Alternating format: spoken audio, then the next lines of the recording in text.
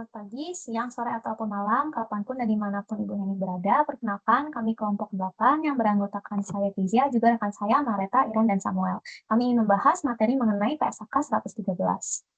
Kita langsung masuk aja ke tujuan dan definisi. Jadi PSAK 113 ini tuh mau mengatur bagaimana cara mengukur nilai wajar, bukan kapan atau aset apa yang harus dinilai. Nah, nilai wajar itu sendiri didefinisikan sebagai harga yang diukur berdasarkan kondisi pasar pada tanggal pertukaran. Nah, pengukuran nilai ini tuh harus berbasis pasar, bukan berdasarkan niat, rencana, atau kondisi khusus entitas gitu. Oleh karena itu, nilai wajar ini ditentukan dari sudut pandang pelaku pasar, bukan dari perusahaan. Dan nilai wajar ini bisa diukur walaupun si perusahaan ini tuh tidak berniat untuk menjual aset atau mengalihkan liabilitas tersebut. Nah, objek yang dinilai itu adalah aset atau liabilitas karena kedua hal tersebut itu bisa diperdagangkan di pasar dengan mempertimbangkan karakteristiknya seperti kondisi, lokasi, dan pembatasan. Nah, penilaian itu bisa dilakukan atas satu set aset atau sekelompok gitu. Jadi bisa kalau mesin doang gitu. Tapi atau misalnya kalau misalnya hotel, kalau hotel itu dia biasanya langsung sepaket gitu karena tanahnya, bangunannya gitu kalau dijual gitu. Nah, nilai wajar ini ditentukan menggunakan harga pasar di pasar utama. Tapi kalau misalnya nggak ada pasar utama, maka kita bisa pakai harga di pasar yang paling menguntungkan. Dengan syarat entitas itu bisa mengakses pasar tersebut pada tanggal pengukuran. Harga yang digunakan tetap harga pasar, bukan harga oleh manajemen gitu.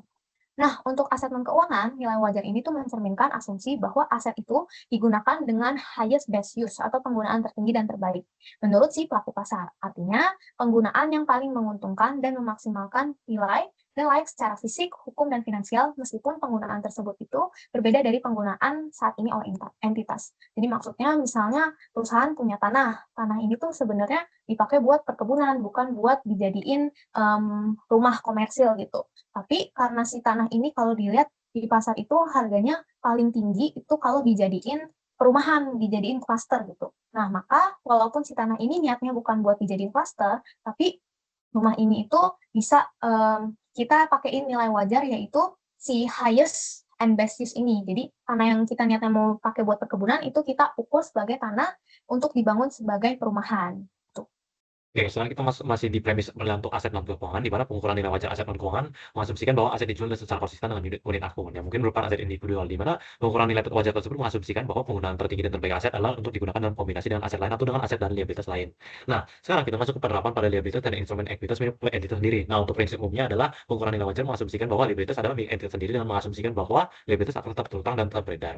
Nah, kemudian kita masuk ke liabilitas dan instrumen keuangan yang dimiliki pihak lain sebagai aset. Nah, ketika quoted price tidak tersedia atau liabilitas dimiliki pihak lain sebagai aset, maka entitas mengukur nilai wajar dari perspektif pelaku pasar. Dari yang pertama itu berurutan di mana prioritasnya adalah quoted price di active market, kalau tidak maka masuk ke quoted price di non active market. Kalau tidak dari kedua tersebut, maka dia bisa menggunakan income approach yang memperhitungkan future cash flow-nya. Kemudian yang kalau misalnya tidak dari ketiga tersebut bisa menggunakan market approach yang melihat quoted price dari industri yang serupa. Nah, kemudian liabilitas dan instrumen keuangan yang tidak dimiliki pihak lain sebagai aset. Nah, ketika quoted price itu tidak tersedia atau liabilitas yang tidak dimiliki pihak lain sebagai aset, maka entitas mengukur nilai wajar dari perspektif pelaku pasar dari teknik penilaian dari perspektif pelaku pasar yang memiliki liabilitas atau telah menerbitkan klaim atas ekuitas. Nah, kemudian ada risiko uang prestasi, yaitu ketika mengukur nilai wajar liabilitas, entitas pasti memperhitungkan dampak risiko kreditnya dan faktor lain yang dapat mempengaruhi kemungkinan kewajiban akan atau tidak akan terpenuhi. Nah, dari situ nilai wajar liabilitas mencerminkan dampak risiko manifestasi berdasarkan unit akunnya.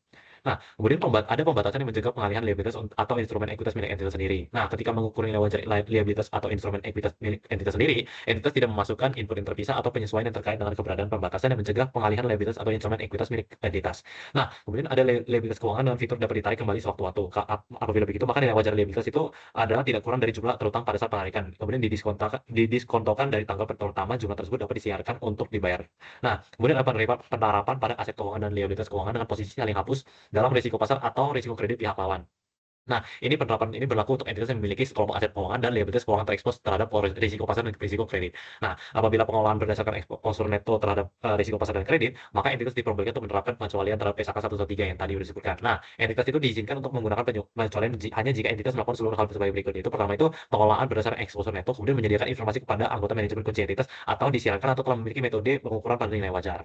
Nah, kemudian eksposur terhadap risiko pasar itu ada apabila jika entitas mengukur nilai wajar berdasarkan eksposur neto, maka menggunakan bid ask spread yang paling merepresentasikan nilai wajar. Nah, apabila menggunakan pengecualian seperti tadi, maka entitas harus memastikan risiko pasar secara substansial adalah sama dengan durasi exposure nilai dengan 12 bulan atas arus kas yang terkait. Nah, apabila exposure terhadap risiko kredit pihak jalan tertentu, jika entitas menggunakan pengecualian untuk mengukur nilai wajar, maka mereka memperhitungkan dampak exposure neto terhadap risiko kredit pihak lawan atau exposure neto pihak lawan terhadap risiko kredit entitas. Jadi pada materi ini kita akan ngebahas tentang nilai wajar pada saat pengakuan awal, di mana nilai wajar ini adalah harga dari transaksi yang dimana harga masuk untuk aset dan juga keluar untuk liabilities. Dalam banyak kasus harga transaksi itu sama dengan nilai wajar. Jadi terutama jika transaksinya terjadi di pasar tempat aset atau liabilities diperdagangkan. Entitas itu harus menilai apakah harga transaksi ini itu benar-benar mencerminkan nilai wajar dengan mempertimbangkan faktor-faktor yang spesifik untuk transaksinya.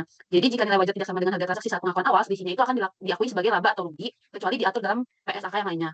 Nah, lalu kedua itu ada teknik penilaian, di mana ini tuh harus memaksimalkan input yang dapat diobservasi dan meminimalkan input yang tidak dapat diobservasi. Jadi tujuan teknik penilaian ini adalah dia memperkirakan harga transaksi di antara pelaku pasar pada tanggal pengukuran, pendekatan utama seperti pasar, biaya, dan penghasilan, lalu satu atau beberapa teknik penilaian dapat digunakan, dan hasilnya itu harus mencerminkan nilai wajar yang paling representatif. Jadi, jika nilai transaksi sama dengan nilai wajar dan teknik penilaiannya menggunakan input yang sama, hasil pengukurannya akan sama dengan harga transaksi. Jadi, teknik penilaian diterapkan itu secara konsisten, kecuali perubahannya menghasilkan pengukuran yang lebih representatif.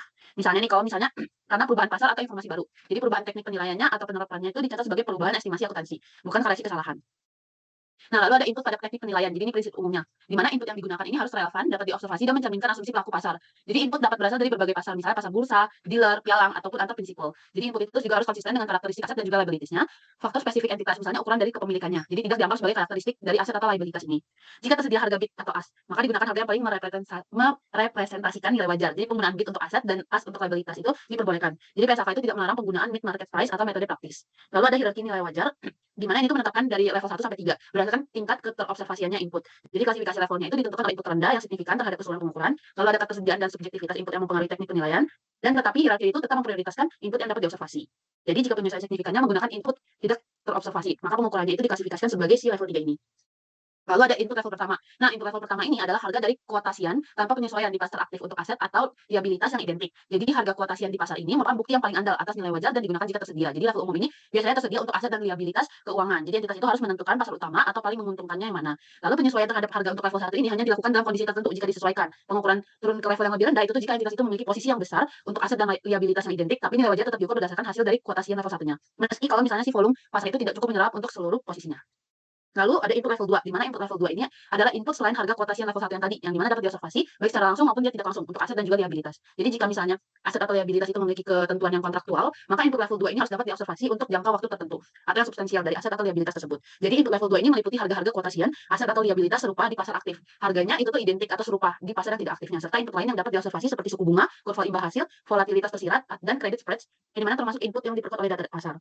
Jadi, penyesuaian terhadap input level 2 ini bergantung kepada karakteristik spesifik aset dan liabilitas, antara lain kondisinya dan juga lokasi, serta tingkat keterbandingan input dengan aset dan liabilitas yang dinilai, serta volume atau tingkat aktivitas pasar tempat input tersebut diamati. Jadi apabila penyesuaiannya itu dilakukan bersifat signifikan dan menggunakan input yang tidak dapat diobservasi, maka hasil pengukurannya itu akan diklasifikasikan sebagai level 3 dalam hierarki nilai wajar. Sekarang yang terakhir adalah input level 3. Nah, apa sih input level 3 ini? Input level 3 ini adalah input yang tidak dapat diobservasi untuk mengukur nilai wajar aset maupun liabilitas. Nah, input yang tidak dapat diobservasi ini digunakan ketika input yang dapat diobservasi tidak tersedia ataupun tidak relevan. Nah, tetapi tujuannya itu adalah untuk pengukuran nilai wajar yang tetap sama, yaitu harga keluar dari perspektif pelaku pasar termasuk asumsi resiko. Nah, asumsi resiko ini mencakup resiko dalam teknik penilaian dan inputnya. Jadi, jika pelaku pasar yang akan menyesuaikan resiko, maka pengukuran nilai wajar juga harus memasukkan penyesuaian resikonya, terutama saat terdapat ketidakpastian yang signifikan. Kemudian entitas ini dapat mengembangkan input yang tidak dapat diobservasi menggunakan informasi terbaik yang tersedia, termasuk data internal, dengan menyesuaikannya agar mencerminkan asumsi pelaku pasar secara umum.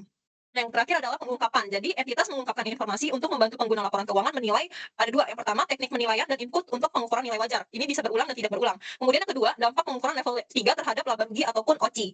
Nah, dalam pengungkapan, entitas mempertimbangkan yang pertama tingkat rincian, kemudian penekanan tiap persyaratan, yang ketiga penggabungan atau pemisahan informasi, dan yang terakhir ini kebutuhan informasi tambahan dari pengguna. Kemudian entitas yang mengungkapkan ini minimal untuk setiap kelas aset atau liabilitas itu mempunyai beberapa. Yang pertama ada pengukuran berulang atau tidak berulang, kemudian dengan alasannya. Yang kedua ada level hierarki nilai wajar. Yang ketiga perpindahan antar level dan kebijakan penentuannya. Yang keempat teknik penilaian dan input signifikan dari level 2 dan level 3. Yang kelima ada rekonsiliasi saldo awal sampai akhir untuk level 3. Kemudian yang keenam adalah laba rugi level 3 yang diakui. Yang ketujuh proses penilaian entitas, dan yang terakhir adalah analisis sensitivitas terhadap perubahan input tidak dapat diobservasi. Selanjutnya, kelas aset dan liabilitas ditentukan berdasarkan sifat, karakteristik, resiko, dan juga level hierarki nilai wajar. Khususnya lebih rinci untuk yang level terakhir yaitu level 3. Nah, entitas ini menerapkan kebijakan yang sangat konsisten dalam menentukan waktu perpindahan antar level hierarki nilai wajar. Kemudian jika entitas menggunakan pengecualian tertentu dalam PSAK 113 ini, maka fakta tersebut harus diungkapkan untuk aset atau liabilitas yang tidak diukur pada nilai wajar, tetapi nilai wajarnya diungkapkan. Entitas tetap mengungkapkan informasi tertentu, kecuali pengungkapan kuantitatif di level 3. Kemudian untuk liabilitas yang dipengaruhi peningkatan kualitas kredit pihak ketiga, entitas mengungkapkan keberadaan peningkatan tersebut dan dampaknya pada nilai wajar itu tersendiri. Kemudian pengungkapan kuantitatif disajikan dalam bentuk tabel, kecuali format lain yang sudah sesuai. Oke, sekian presentasi dari kelompok kami mengenai PSAK 113. Terima kasih.